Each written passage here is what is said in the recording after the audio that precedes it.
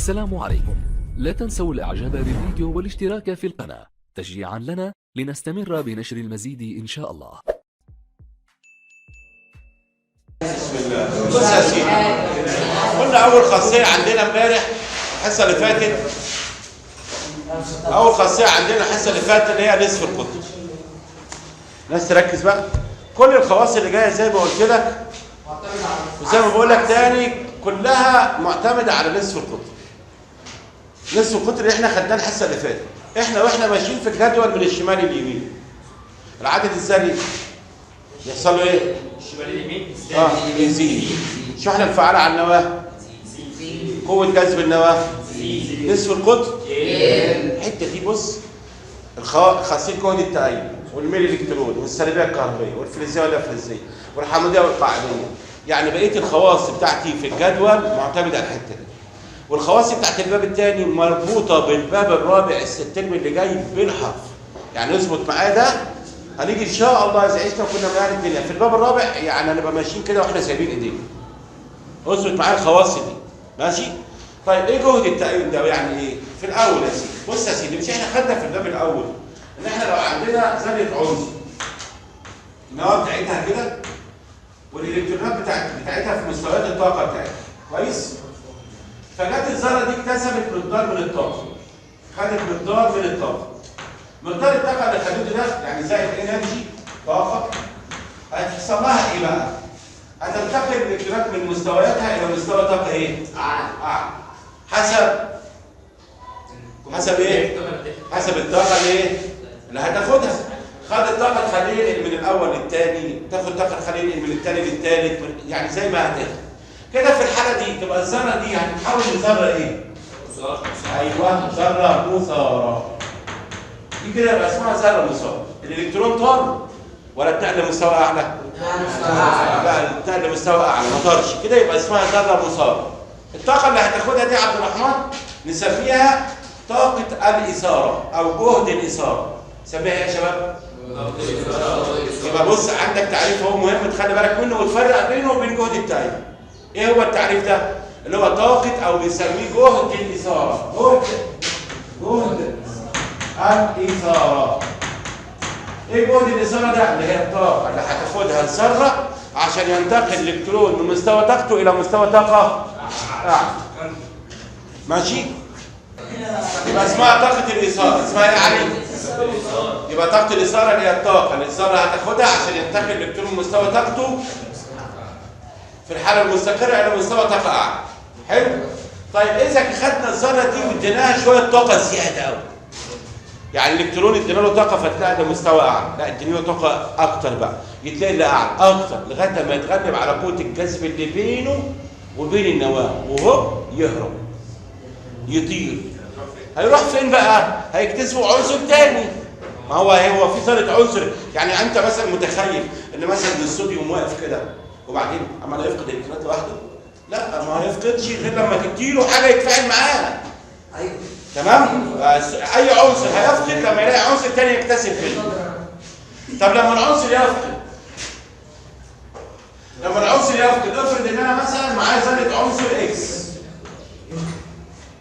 افرض ان ذره العنصر دي اديناها مقدار من الطاقه ادهم زائد انرجي، وراح جت الطاقه اللي خدتها ذره العنصر دي خلت الذره تفقد الالكترون اللي في اخر مستوى، فهتتحول لايه بقى؟ تتحول لاكس موجب واحد. كده الذره اتحولت لايه؟ لا مش مثاره بقى، كده اتحولت لايون. ايون موجب. ماشي. الذره لو خدت طاقه وانتقل الالكترون لمستوى طاقه اعلى والذره فضلت زي ما هي يبقى اسمها ذره مثاره. لكن افرض الذره اكتسبت مقدار من الطاقه، والطاقه اللي اكتسبتها دي خلتها اتحولت لايون موجب يحمل شحنه موجبه واحده، وفقدت الالكترون اللي كان عندها في اخر مستوى بس. فقدت من اخر مستوى الالكترون. كده الذره اتحولت لايه؟ ايه دي؟ اكس موجب واحد، يعني اتحولت لايه؟ لايون. حاولت ايه يا باشا؟ ايون ايه بقى؟ موجب. ماشي؟ من ذره متعدده تحول لايون موجب. هنا بقى في الحاله دي الاي ده اهي دي نسميها جهد التأيد. نسميها ايه يا رجاله؟ جهد التأين. يبقى جهد التأين هو الطاقة، تعريفه لازمة تحويل ايوه لازم تحويل عنصر من ذره متعدد لايون، صح؟ ممكن نقولها ازاي بقى يا كرولوس؟ نقول هي الطاقه اللازمه لازاله او فصل. لازاله يعني هنغير، هنخلي نفرض لازاله او فصل اقل الالكترونات ارتباطا بنواه الذره. ما هو انت دلوقتي لما الذره تديها طاقه هتفقد انهي الكترون؟ ابعد الكترون، صح؟ اللي هو في المستوى الاخير اللي هو بينه وبين النواه اقل قوه كسر، فيطير بقى تفقده خالص. ماشي؟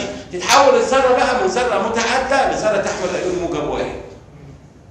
ونقول عليها ايون موجب. هنا بقى الطاقه اللي هتاخدها نسميها جهد التأين. يبقى جهد التأين هو الطاقه اللازمه، الطاقه اللازمه يعني طاقه مكتسبه.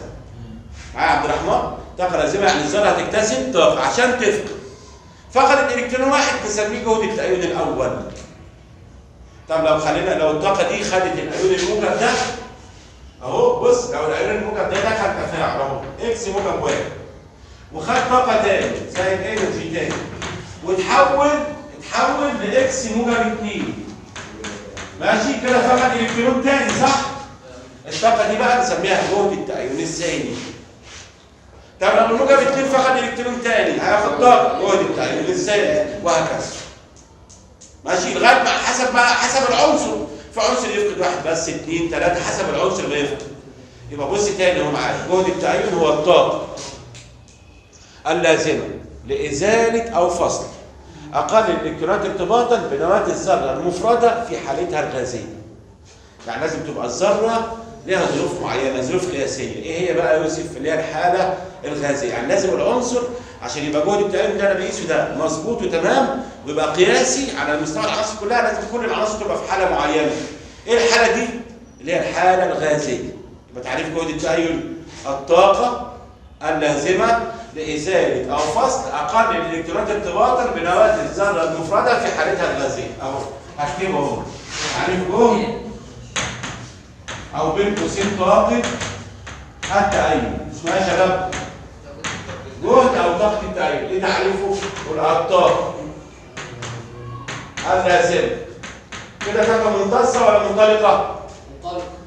لازمه طاقه لازمه، يعني الذره يلزمها طاقه عشان تفهم. يبقى الذره هتمتص. ايوه بس هي هتمتص عشان تطير. تمام. يبقى الذره هنا اكتسبت طاقه ولا انطلق منها طاقه؟ اكتسبت طاقه. يبقى الطاقه اللازمه لازاله او فصل اقل الالكترونات ارتباطا يا شباب اللي بتتكلموا بنواه الذره المفرده. يعني ايه؟ يعني لازم تبقى ذره في حاله مفرده ولازم تكون في ظروف قياسيه اللي هي في حالتها الغازيه. يبقى كده في فرق ما بين جهد التأين وطاقه الايصال، صح؟ يبقى في فرق بين جهد التأين وطاقه الايصال. طاقه الايصال الطاقه اللي هتاخدها الذره عشان الالكترون ينتقل لمستوى طاقه اعلى، دي اسمها طاقه الايصال. لكن جهد التأين الطاقه اللي هتاخدها الذره عشان تفقد. ماشي؟ عشان تفقد الكترون واحد جهد التأين الاول، عشان تفقد 2 الثاني، عشان تفقد 3 الثالث وهكذا. ماشي؟ طيب تعالى كده نشوف العلاقه بين جهد التأين. تعالى نشوف العلاقه بين جهد التأين وبين العدد الذري في الدورات الافقيه يا عبد الرحمن وفي المجموعات الرأسيه. شوف دلوقتي العلاقه دايما مين ومين بقى؟ بين جهد التأين. كده انت عارف يعني جهد التأين، ها؟ بين جهد التأين اللي هي الطاقه اللي هتاخدها الذره وبين مين ومين بقى؟ والعدد الذري للعنصر. فين بقى في الجدول؟ الجدول متقسم عندي لايه وايه؟ دورات مجموعات. زي ما اتفقنا في كل خاصيه من الخواص اللي احنا هنشتغل عليها هنمسك بعد ما نشرح ايه هي الخاصيه دي، بعد ما نعرف ايه هي الخاصيه نروح جايين ماسكينها بقى في الجدول. في الدوره بيحصل لها ايه؟ في المجموعه بيحصل لها ايه؟ نمسك الاول الف في الدورات الافقيه. بص يا سيدي وانت اللي هترد عليها بشكل في الدورات وانت ماشي في الدوره الافقيه من الشمال لليمين العدد الذري بيعمل ايه؟ بص واحده واحده، خليك بس معايا واحده واحده. العدد الذري يزداد عشان انت اللي هتستنتج. انت اللي هتستنتج جهد التأيون بيزيد ولا بيقل. العدد الذري بيزداد، الشحنه الفعاله بتاعت النواه بتزيد، يبقى قوه جذب النواه بتاعت العنصر للالكترونات يحصل لها ايه؟ تزيد ولا تقل؟ تزيد. تزداد. يبقى نصف القطر ايه؟ يبقى نق يقل. طيب لما نق يقل يبقى ذره العنصر هتمسك في الكترونات التكافؤ جامد ولا بسهوله؟ جامد. يبقى الذره هتبقى ماسكه الالكترونات التكافؤ بتاعتها مش راضيه تسيبه. طب عشان نخليها تفقد هتاخد طاقه كتيره ولا قليله؟ كتيره. يبقى وانا ماشي كده من الشمال لليمين ماشي يزداد جهد التأين في الدوره الافقيه. اي دوره افقيه وانت ماشي من الشمال لليمين مثلا ايه؟ عشان يبقى الموضوع بالنسبه لك كده ملموس وليه طعم كده. لو خدنا مثلا الدوره الثانيه، الدوره الثانيه دي اولها الليثيوم ال اي 3، بعدها البريليوم بي اي 4، بعدها البرون بي 5، وهكذا لغايه ما نوصل للفلور اف 9. وانت ماشي كده نصف القطر بيعمل ايه؟ بيقل. قوه جذب ايوه، يبقى جهد التأيين بيزداد. يقول لك طب ليه؟ تقول له عشان وانا ماشي لما العدد الذري بيزيد الشحنه الفعاله على النواه بتزيد، قوه جذب النواه لكرات التكافؤ تزيد، يصعب فصلها. ايوه. يصعب فصلها يعني ايه؟ يعني عشان تفصل انت الالكترون ده عايز طاقه ايه؟ كبيره. فلما اجي اقول لك طب رتبهم لي رتب لي العناصر حسب جهد التأيين، يبقى هترتبها حسب العدد الذري. لو انا عايز ترتيب تصاعدي عايز ترتيب تنازلي العدد الذري. لو انا مثلا عايز ترتيب تصاعدي يعني من الاقل في جهد التأيين تبدا ليثيوم بريليوم برون ماشي؟ واضحه دي كده؟ يبقى انا ماشي في الدوره الافقيه نصف القطر بيقل، قوه جذب النواه لالكترونات التكافؤ بتزيد، يصعب فصل الالكترونات فيزداد جهد التأيين. يبقى كده في كل دوره افقيه مين اصغر واحد في جهد التأيين؟ في كل دوره ليثيوم؟ لا. ولا في كل دوره اول واحد فيها؟ يعني مين اول واحد فيها دايما؟ ال1 ايه. يبقى عناصر المجموعه 1 ايه كل واحد منهم اصغر واحد في جهد التأيين في الدوره بتاعته. طب واكبر واحد في المجموعه 7 ايه؟ ده اكبر واحد في جهد التأيين. يبقى المجموعه 7 ايه في كل دوره كل عنصر منهم في كل دوره اكبر واحد في جهد التأيين عشان هو اصغر واحد في نصف القطر. واضحه ولا لا؟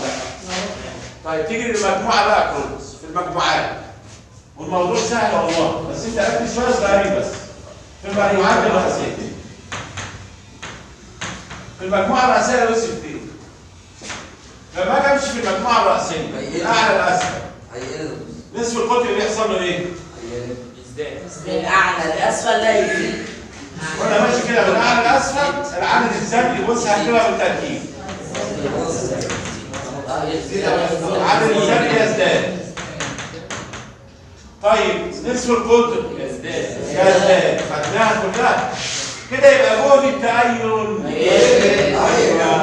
ليه بقى؟ ليه جهد التأيين؟ ما هو لما نصف القطر يزيد تبقى قوة جذب النواه الكترون التكافؤ ضعيفة، يسهل الفصل، يفقد بسهولة، ما ياخدش طاقة كتير.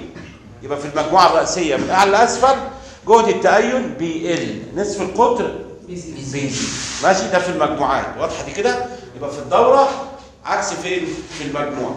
في الدورة وأنا ماشي عدد الذري بيزيد، نصف القطر بيقل، جهد التأيين بيزيد. في المجموعة جهد التأيين عدد الذري بيزيد، نصف القطر بيزيد، جهد التأيين بيزيد. لا نصف القطر بيزيد جهد التأيين بيزيد. واضحة يا اخوانا؟ كل الخواص بقى زي كده بقى مرتبطة بنصف القطر وبالعدد الذري. طيب تعالى بقى لحالات خاصة في جهد التأيين. حالات خاصة.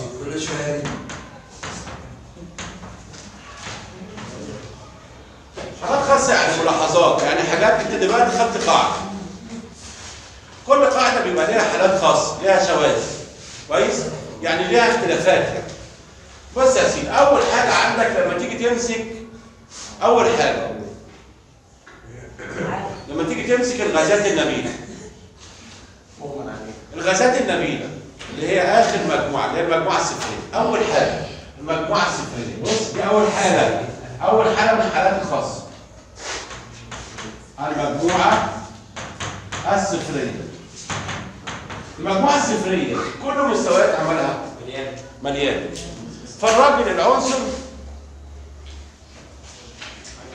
فالعنصر المستقر كل مستوياته ممتلئه بالالكترونات، هيفقد ليه؟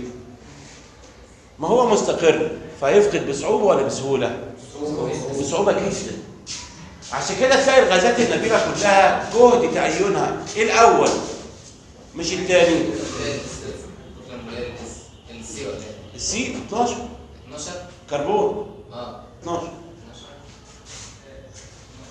الغازات النبيله كل مستوياتها ممتلئه بالالكترونات. اي عنصر فيهم مستويات مستقر قاعد كده ومستوياته اخر حلاوه. طب يتفاعل ليه؟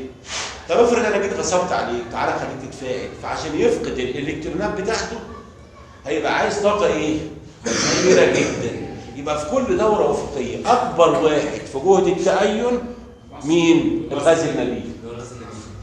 واخد بالك؟ اكبر واحد في جهد التأين في كل دوره افقيه مين يا اخوانا؟ الغاز النبيل. ليه يا شباب؟ لان كل مستوياته ممتلئه بالالكترونات. مثلا لو قلنا عنصر عندنا مثلا يعني زي النيون Ne10، وزع كده ساعتك النيون 1s2 2s2 معانا 2b6. تبص المستوى الاخير ماله؟ ممتلئ. يعني الراجل اصلا حالته الذريه اخر حاله. طب انا عايز بقى اخليه يتفاعل، عايز اغلس عليه، فهعمل ايه؟ هكسر له المستوى ده.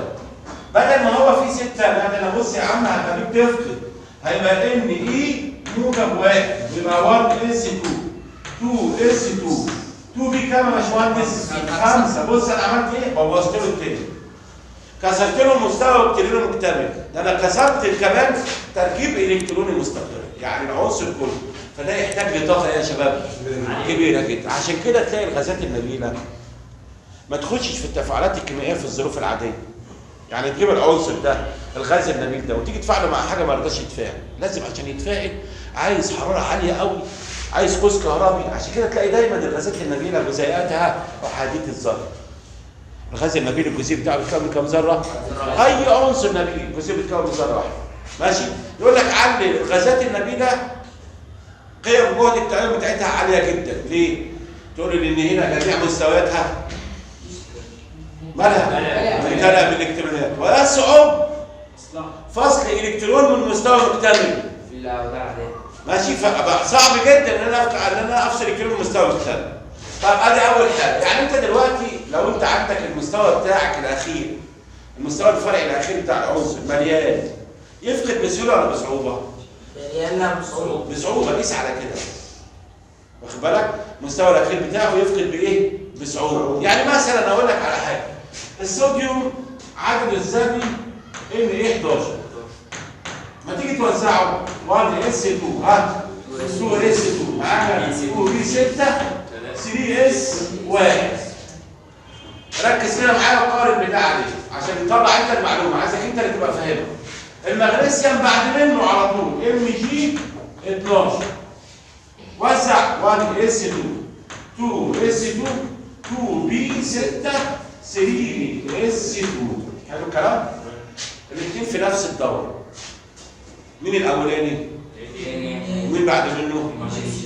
الطبيعي وانا ماشي في الجدول نصف القطر بيقل فجهد التأين بيزيد. يبقى كده المغنيسيوم جهد تأينه الاول.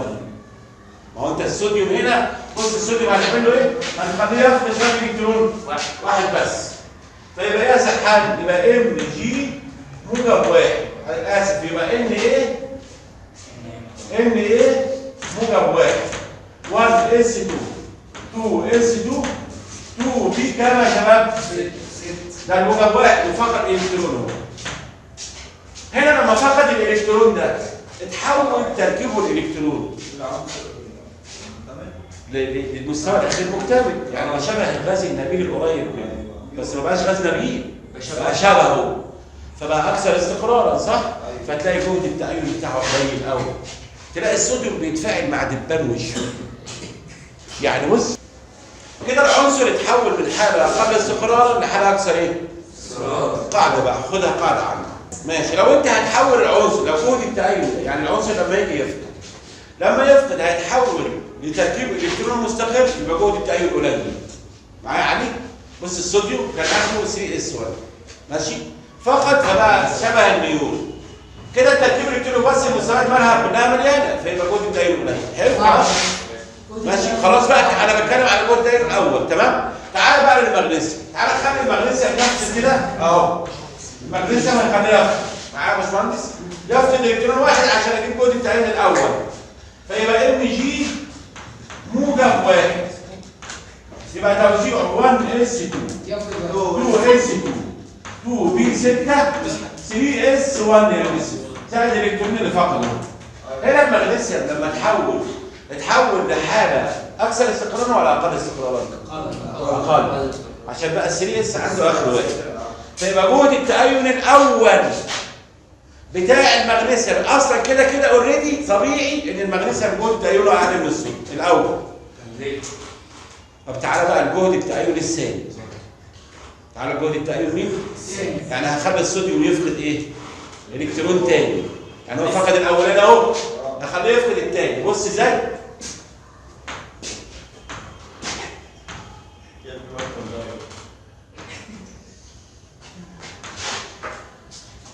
بص هخلي الصوديوم يفقد تاني، يفقد الكترون تاني. لما يجي يفقد الكترون تاني بقى يبقى ان ايه موجب واحد ده هنخليه يفقد واحد تاني غير اللي فقده. هنعمل ايه بقى احنا في الحاله دي؟ هنكسر مين؟ ال2 بي. طب ما ال2 بي ب6 يعني مليان، فعشان اكسره عايز طاقه ايه؟ ما هو كانه زي الغاز النبيل، مش هو بقى البي بتاعت ب6 بقى زيه زي النيون. فلما اجي اخليه يعمل موجب 2، بص بقى خلي بالك موجب ايه؟ 2 يبقى 1s2 2s2 2b كام يا باشمهندس؟ 5. بص بقى صعبه جدا، انا كده عايز طاقه كبيره جدا، يبقى جهد التأين الثاني للصوديوم عالي قوي. تعالى المغنيسيوم كده، بس هو مش المفروض اللي هو 2 بي بعض مش هو فقد الغازين؟ لا يفقد، ما هو فقد واحد الاول. تعالى خليه يفقد الثاني بقى. تعالى بقى للمغنيسيوم ام جي موجب 2 ام جي موجب 1 هنخليه يفقد الكترون ثاني بقى. بص ركز كده، لما يجي يفقد الكترون ثاني قول لي انت بقى ايه بقى؟ ام جي موجب كام؟ ها توزيعه 1s2 ايوه 2s2 2 بي كام؟ 6 واحد الالكترون اللي فقط. هيبقى غاز نبيل؟ كده هيبقى شبه الغاز النبيل. بص هنا بقى المغنيسيوم بيتحول لحاله اكثر استقرارا ولا اقل؟ يبقى جهد التأين الثاني للمغنيسيوم اكبر من جهد التأين الثاني للصوديوم ولا اصغر؟ اصغر بكتير. ليه؟ لان الصوديوم هنا هتكسر مستوى مكتمل صح؟ ده في جهد التأين الثاني، لكن المغنيسيوم هحوله لحاله مستقره. يعني بص اتعكست الحكايه. بص ده الثاني بقى، لكن جهد التأين الاول الصوديوم اقل من المغنيسيوم، ده جهد التأين الاول الصوديوم اقل من المغنيسيوم. ليه؟ عشان الصوديوم اول حاجه اكبر في نصف القطر، ثاني حاجه هيتحول من اقل استقرار لاكثر استقرار. اما المغنيسيوم اصغر في نصف القطر، ثاني حاجه هيتحول من حاله عاديه مستقره لحاله اقل استقرار. طب تيجي بجهد التأين الثاني، عشان هاجي اقول لك ايه؟ على الرغم من ان المغنيسيوم يلي الصوديوم في الدوره، المغنيسيوم يليه يعني بعد منه، الا ان جهد التأين الثاني للصوديوم اكبر من جهد التأين الثاني للمغنيسيوم. هتقوم تقول لي ايه؟ تقول لي عشان الصوديوم جهد التأين الثاني هيؤدي لكسر مستوى طاقه مكتمل. لو انت مش عايز توزع، انا بقول لك تعليل اهو في المقال، فانت تقول لي عشان جهد التأين الثاني في الصوديوم هيؤدي لكسر مستوى طاقه مكتمل، هخلي العنصر اقل. اما في جهد التأين الثاني للمغنيسيوم ده هيخليه ايه بقى؟ هيخليه يحوله من الحاله اقل استقرار لاكثر استقرار. واضحه؟ طيب بص كمان تاني، دي كلها حالات خاصه بجهد التأين. بص يا استاذ كرولوس، عندي مين ومين؟ عندي النيتروجين والاكسجين، او عندي الكلور والكبريت لا مش النيتروجين، النيتروجين N7 والاكسجين O8. الاثنين دول لما ابقى ماشي في الجدول يبقى جهد التأين مين اكبر؟ الان طبعا الاو عشان انا ماشي نصف القطر بيقول لي جهد التأيون بيزيد. يبقى له جهد تأيونه يبقى له جهد تأيونه ايه؟ اكبر صح؟ طيب تعالى نشوف كده ونحكم بقى. الان هنا لما نيجي نوزعها وزع كده الان 1 اس 2 ها 2 اس 2 2 بي كام؟ 2 بي 3. تعالى نشوف بقى مين فيهم جهد تأيون يا كرولوس اكبر؟ الطبيعي ان انا اقول الاكسجين جهد تأيونه اكبر. تمام؟ ليه؟ ما هو العدد الذري، انا لما بمشي كده العدد الذري بيزيد، نصف القطر بيقل، قوه جذب النواه بتزيد، جهد التأيون يزيد. تمام؟ طب تعالى كده نشوف الاكسجين ده توزيعه ايه؟ وزع كده 1 اس 2 2 اس 2 4. بص هنا في النيتروجين المستوى الاخير ماله؟ في كام؟ هو ماشي بكام؟ فنقول عليه نصف ممتلئ. فتبقى الذره اقل طاقه واكثر استقرار. ده هنا بص النيتروجين في الحاله دي في التوزيع ده اكثر استقرار. لان مستواه الاخير نصف ممتلئ فتبقى الذره اقل طاقه واكثر استقرار. طب الاكسجين عنده كام في البي؟ 4. فيبقى اقل استقرار. بص لما يجي الاكسجين لما يجي هيفقد الاكسجين اهو. هيفقد الكترون واحد بس. فيتحول لاو موجب واحد. لو افترضنا ان احنا هنخليه يفقد. فيبقى توزيعه 1 اس 2 2 اس 2 2 بي كام يا باشمهندس؟ 3. لما بقت 2 بي 3 بقى اكثر ايه؟ يعني كده عشان البي نصف ممتلئ. ما هو بينكسب احنا هنفرض ان احنا نخليه يفقد. كويس؟ فيبقى كده يتحول من اقل استقرار لاكثر ايه؟ لو فقط يبقى كده ياخد طاقه اقل ولا اكتر؟ اقل. لكن بص ده لما تيجي تخليه يفقد اللي هو النيتروجين هتبقى البي بتاعته بكام؟ لما يبقى ان موجب واحد تبقى ال2 بي فيها كام يا باشمهندس؟ 2. فيبقى اقل ايه؟ استقرار. يعني انت بتحوله من حاله لحاله فتبقى العمليه صعبه بجهد التأيون على قوي. لكن لما تحوله من حاله اقل لحاله اكثر يبقى كده العمليه سهله. حطها بقى قاعده دي. حطها قاعده وعليها سؤال في سنه ثالثه مش دلوقتي بس. يقول لك ايه؟ ليه يسهل اكسدك؟ بص كده يسهل اكسدك. اكسدك يعني قاعده. ليه الحديد؟ بص كده السؤال، ليه الحديد سهل انك تحوله من موجب 2 لموجب 3؟ سهل قوي ما ياخدش طاقه كتير. لكن المنجنيز اللي هو اخوه سهل انك تحوله من ام ان موجب، صعب قصدي انك تحوله من ام ان موجب 2 لام ان موجب 3. بص الاثنين هيحولوا نفس الحاجه. موجب 2 لموجب كام؟ موجب 2 لموجب كام؟ دي سهله يعني ما ياخدش طاقه كتير، يعني جهد التأيون قليل، ودي عايزه طاقه كتير قوي. اشمعنى دي عايزه طاقه كتيره ودي عايزه طاقه قليله؟ ايوه بص حاول وزع عليه في موجب 2 كده هتكون توزيعه على 18 و3 ب 6 صح؟ لما تيجي تحوله لموجب 3 يبقى ايه توزيعه؟ ها؟ ايه 18 3 دي كام؟ لما تبقى 3 دي 5 يبقى نصف ايه؟ مش هو الدي بيشيل 10 لما يبقى فيها 5 يبقى نصف ممتلئ يبقى اكثر ما دام هتحوله من اقل استقرارا لاكثر استقرارا يبقى عايز طاقه قليله يبقى جهد التأيون قليل. طب اجي احول ده بقى بص ده بص ام ان موجب 2 لما تيجي توزعه اي 18 الفور اس طارت وبقت 3 دي ب 5 هتحوله سعادتك لموجب 3 فيبقى ايه 18 وال3 دي بكام؟ ب 4 كده. بص حولته من حاله ايه يا يوسف؟ اكثر استقرارا لاقل استقرار فتبقى صعبه.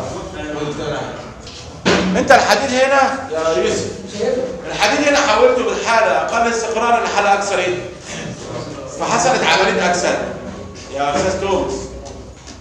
فكان جهد التأيون عالي قليل. المنجنيز حولته من حاله اكثر استقرارا لاقل استقرارا فجهد التأيون ماله؟ عالي.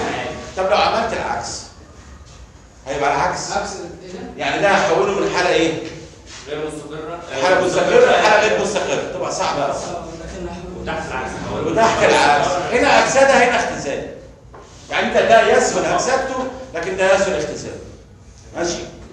كده احنا خلصنا جهد التأيون. السلام عليكم. لا تنسوا الاعجاب بالفيديو والاشتراك في القناة تشجيعا لنا لنستمر بنشر المزيد إن شاء الله.